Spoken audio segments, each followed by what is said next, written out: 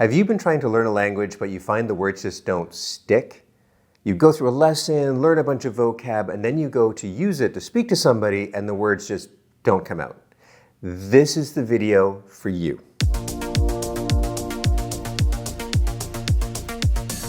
This is exactly what I ran into trying to learn Chinese. I tried for years to just do drills and repetition, and nothing would stick. Friends would tell me a new word, and it felt like it went in one ear, out the other. Well, fam, I cracked the code. It took me 5 years, but I have a set of tricks that if you use them, we're gonna make vocab stick in your brain. It's gonna feel like something straight out of the Matrix.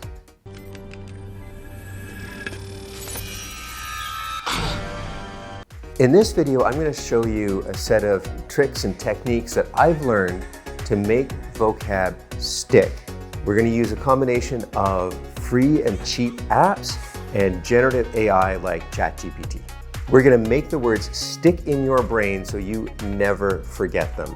This is largely inspired by Gabriel Weiner's book, Fluent Forever. Great book, highly recommended if you want to get into the science and the philosophy behind it.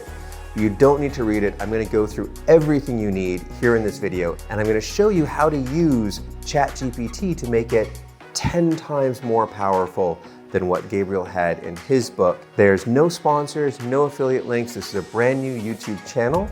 So do me a favor, do hit like, hit subscribe so that I can build this channel and share with you all the tips and tricks I have learned to supercharge your language learning. Before we get started, I'm going to assume that you have some primary source, something that's going to explain the vocab that you're trying to learn. This can be an in-person class, it can be a YouTube video. It doesn't really matter so long as you understand the meaning of the vocab that you want to learn. Do not try to learn random words. It will not work. My first key insight is to use spaced repetition software. That's things like Anki, Quizlet, Brainscape, and so on, whichever one you like. I personally like Anki. It's open source, it's free on desktop, paid on mobile, but one time, so you're not paying subscription fees. And it's very powerful. The problem is, because it's so powerful, it's a little difficult to learn at first. I'll probably later make an intro video to Anki and how to make the best use of it and so on. But for now, there's a ton of tutorials on YouTube. Search for one that works for you or use whichever tool you like. What we're going to talk about in this video applies to all of them. What is SRS? The basic idea behind SRS is that it's helping you practice your vocab. Instead of you writing one word 1,000 times, it's a dedicated coach that's helping you and saying, I think this is the word you need to write right now. And it's really important to think of it as practice, because if you think of it as a quiz or a test, it's gonna feel really heavy. It's gonna feel like this nasty teacher that's just quizzing you endlessly. But if you think of it more like practice, it'll feel a lot better and you'll get fluent a lot faster. Step 0. The most fundamental thing that's going to make a big difference to your learning that we're going to come back to over and over again. It's going to be a theme throughout this whole video. Customize your cards for yourself. I used to hate this advice in all of the forums. Make your own deck, make your own deck, make your own deck, make your own cards. You'd be like, why? This seems like a waste of time. Just give me the word list. I'm a smart guy. I'll just memorize the word list. Well, no, it doesn't work. It doesn't work for several reasons. The first is really simple. You don't know the context of the words. In French, for example, somebody might say time is temps. Okay, so what time is it? Quel temps est-il? No, that is incorrect. Quelle heure est-il? What is the hour? Oh, okay, fine. Well, at the time, yesterday when I was doing this thing, at the time, à le temps, je faisais, no. À l'époque. You have to know the context and the usage of the words. The other reason it doesn't work is, let's say you go to class and you take a bunch of notes and you study these notes and then you write the exam. Your friend comes along, they skipped class, they take your hand scratch notes and they try to study this and then write the exam. who do you think is going to do better? Even if you throw out your notes after class, the evidence is really clear that people have done studies on this in terms of psychology, and just taking notes during class and then throwing them out, you will actually do better. And the same is true when it comes to flashcards. The evidence has shown that if you take just a few seconds to customize a flashcard and then practice it the same amount as somebody else who practices a pre-made card, you will remember it better. The most fundamental thing in SRS is to customize the cards, make your cards work for you. And we're going to come back to this again and again. There's a balance between spending time on creating your cards versus practicing them. What we want is you're going to spend up to a minute or two to customize each card and make them really, really, really sticky, so that when you go to practice, you don't have to practice them nearly as much and they just stick in your brain. That's what we're aiming for. Obviously, if you spend like an hour making each card, that's not going to be good. But if you don't spend any time customizing your cards, they're not going to stick. In between those two, there's a balance where you spend just a bit of time, make them as sticky as possible, and then when you go to practice, you'll have a much better time remembering your words. I don't know about you all, but I find if I just look at something and maybe say it to myself in my head, I won't remember it. But if I write it or type it, I'll remember it. I've heard of med students going through Anki cards at like 2-second intervals, just going bang, bang, bang, bang. If that works for them, great. I tried that, it didn't work for me. I changed Anki so that I had to actually type in my answer, and that by itself made things a whole lot stickier. In Anki, the way that you do this, I'll put an example here, is you use these curly brackets and you say type. And if you do that, it'll give you a little spot, it'll look something like this, where you can type in your answer, whether you're on your phone or on your desktop. And if you use that, you'll automatically remember a lot better. Step 1, be visual. This is the first step where we're really going to make a big difference to how you remember words. And it's to keep in mind that we are not text processing machines. We are visual creatures. The best thing we can do instead of working with text is to give yourself a picture. Here's an example of remembering the word verre in French as a glass, like a glass of water. Instead of just having the word glass, use a picture of a glass. And from there, type the word verre. There is scientific evidence that even just choosing the picture, not taking one that's off of your phone, just out of a generic list, that act of choosing makes the word stick 10 times better in your brain. The fundamental rule is make things work for you. If you're doing younger brother, mother, or aunt, take a picture of your siblings, of your mother, your aunt. You probably already have pictures of them on your phone. Put them into your SRS.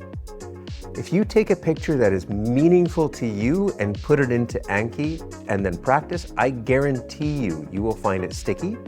Step 1 is choose a picture that is meaningful to you and stick that on your card. Now you have a card that looks something like this. It's got a picture on it and it's going to get you to write the answer in your target language, which is fantastic because it's going to get you thinking in your target language. That's going to be so much more immersive. It'll literally by itself 10x your language learning. But we're still not really sticky yet. In particular, if you're working with a target language that's really far from your source language, it can still be hard to remember some of these words. This is where mnemonics come in. A mnemonic is any memory trick that you use to remember the target word. If you wanted to remember the word hao in Chinese, meaning good, you could think of the happy owl says hao. And it might sound silly, but if it works for you, that's all that matters. Remember rule 0. The fundamental rule here is make it work for you. It doesn't matter how silly I think it is or somebody else, so long as it works for you. For example, I think of the word shay in Chinese, meaning who, as being very like shay in Arabic, tea. So I think of a table with a cup of tea on it, and who is the cup of tea for? Shay. That works for me. I can't think of many other people for whom that's going to work, but it works for me. But what if you can't come up with a mnemonic on the spot, or coming up with mnemonics takes a bit of time? Can we do better? Yes, we can.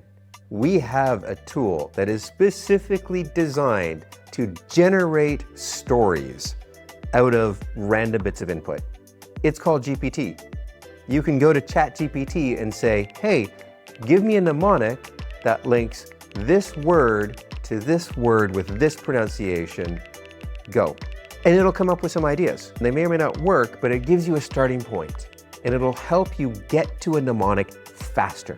Usually when I'm doing this, it'll come up with a bunch of ideas and I'll rewrite it into my own story, and that's even more powerful. Remember rule 0. Take it, customize it, make it work for you. If you get stuck, you have a word you can't come up with a mnemonic for, you've been staring at it for like 30 seconds, put it on a shelf. Put it aside, come back to it later. Don't get stuck for like 15 minutes making one card. Put it aside, and later you'll come up with a mnemonic. Finally, remember to review these mnemonics as you're practicing. Put it on the back of your card so that as you're practicing, you go through, you look at the card, you look at the mnemonic, and you move on to the next card. Now you have your visual card and you have your mnemonic. We're all set, right? Well, we can still do better. Remember that we are not just storytellers, but we are visual creatures. And we have a really powerful tool. We have image generators. You give it a bunch of text and it makes an image for you. It's like having your own personal artist drawing whatever scene you want in seconds. It's amazing. So now you can take your mnemonic, give it to ChatGPT, DALL-E, Stable Diffusion, Rev.art. I really like Rev.art. Not sponsored or anything, I just like their artwork. And you say, make an image or illustrate this scene, and here's my mnemonic, and it makes a picture for you. Remember How the Happy Owl? Here's the image that ChatGPT made for me. And this might seem silly, especially if you're a very analytic person. I'm a very analytic, mathematical person. It seems silly at first, but when I'm practicing, as you look through your card, the image jumps out at you 10 to 100 times faster than reading text. This is what's going to make this so much more sticky. You've gone through the effort to make the mnemonic, you generate this image, you put it on the back of your card, and as you're practicing, you're going to notice these words are going to stick so much faster.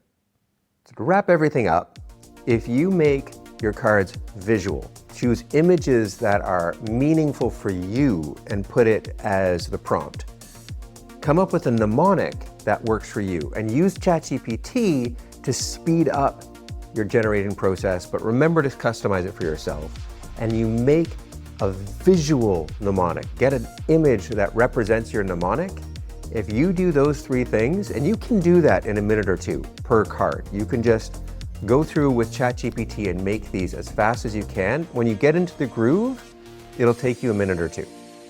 If you do that, you'll find your vocab sticks in your brain, and it will stick with you forever. All you have to do then is practice it using Anki, using whichever tools you like. So there you have it. That's my technique. I hope it's useful for you. Let me know in the comments what you thought, which tools work for you, what tweaks you make to this process. Let me know. I'd love to talk about this, and I'll be back real soon with more thoughts on how you can improve your language learning journey. Take care.